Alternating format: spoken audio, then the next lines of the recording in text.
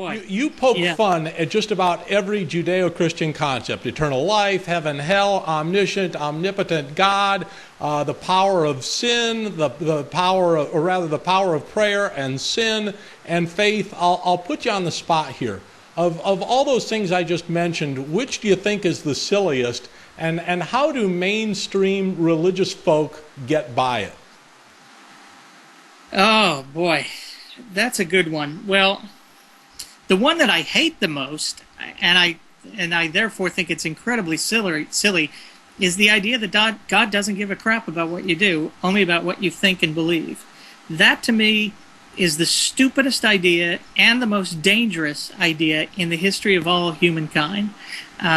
This notion that belief is everything, that faith is everything, has led to more evil than any other idea, I think, in the history of mankind. If you look at the Inquisitions and the witch hunts and the police state that Europe became in the Middle Ages, it literally all comes down to that idea, because if you are going to burn in hell, and that's, by the way, that's part of it. If you were going to burn in hell forever, based solely on something you believe, well, if that belief isn't just pure and perfect, you're taking a very long ride in a very bad train. So what did they have to do? They had to come in and look for heretics and then people who would try to take you away from the true faith, from the orthodoxy, like witches and that kind of crazy, nutty stuff. And the horror, the terror, you want to talk about a terrorist state. Christian Europe was the grand terrorist state, the first terrorist state in the history. If you know how these people lived, the fear that they lived in, anyone could be pulled out of their home at any point, taken and tortured, made to give names of other people who were innocent, and then they were all, burned at the stake.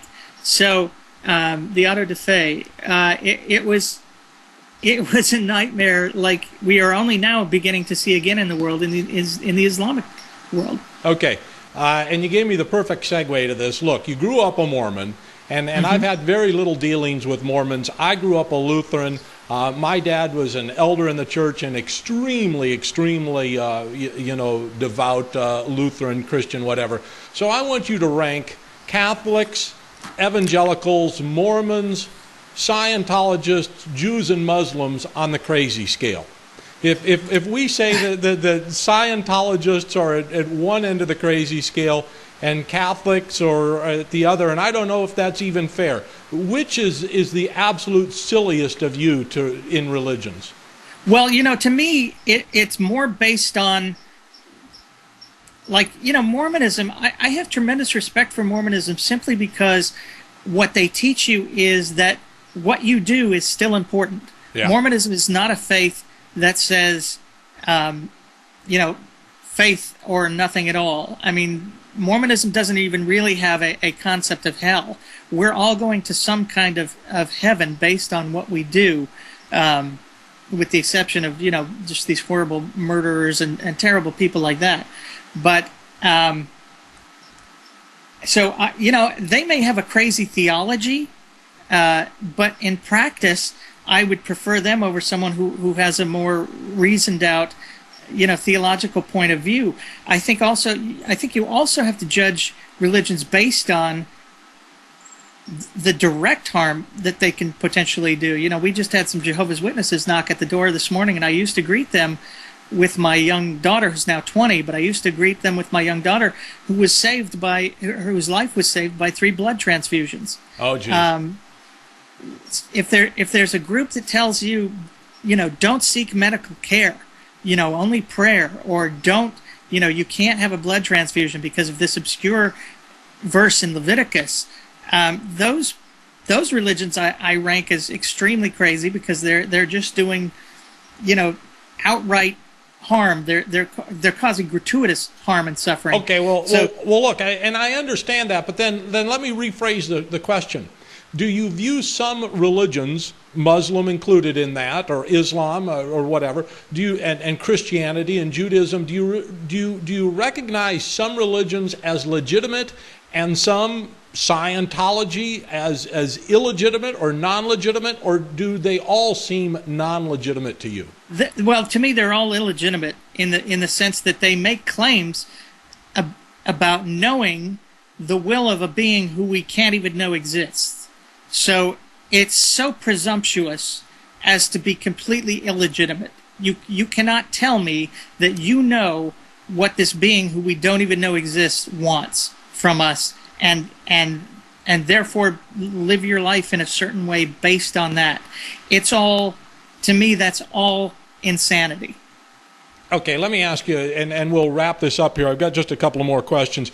Do you think that really reading the holy books in the context of current scientific understanding of the physical world leads one away from their faith? In other words, do you think that most religious people are aware of the inconsistencies of their sacred texts, or are they aware and do they just choose to ignore them? Yeah, I think very much there's an awareness and, you know, a how do I say this? There's a,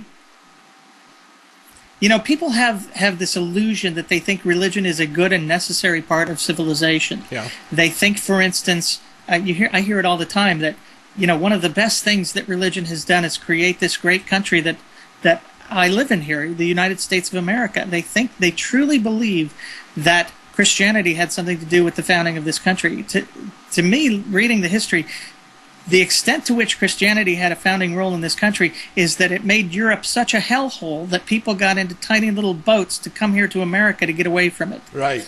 Those were Christian nations. Okay, if you look at our Constitution, what you see is, particularly in the Bill of Rights, a series of laws which, if you know the Inquisition and what was going on there, the control of information, the total lack of freedom, you could be taken out of your home at any time, all of those things that we see in the first 10 Bill of Rights in the American Constitution are a rejection of the Christian tyranny that people came from. So they have the idea that there is some good, and they you know, it carries itself in these things about love and peace and understanding and forgiveness and all of that stuff. But what happens in reality is it breeds intolerance and fear and hatred and dissension, because it puts this thing above mankind and then says we cannot debate it. You cannot question right. it. And so anything you can't question, anything you can't debate in civil society, there's only one place to go after that. That's war. You have to escalate it at that point. So if it's just a culture war like we're seeing here in America, or a literal jihad like we're seeing between the West and Islam, that's what you're getting. And I'm trying to remember the question now. I don't know if I've answered it. Well, you know, but you opened up a can of worms. I think people, and what I think people do is they overlook the stuff, or they reinterpret. One of the things that kills me about modern religious people is they'll look at things like the stuff that's clearly insane, like the idea that man, you know, is only 6,000 years old, and they'll interpret that now as symbolic. Well, a day in God's eyes was 1,000,000 years in our eyes. Sure, they reinvent it all the time. But, you know, that guy who died on the cross and claimed to be God and literally rose from the dead, that part they take literally. Right. You know, and where you choose to segment your literal from your symbolic is completely random and completely based on nothing more than, well, obviously I can't defend this one and I can't defend that one, but there's no more defense for a dying, resurrecting God-man than there is a 6,000-year-old earth.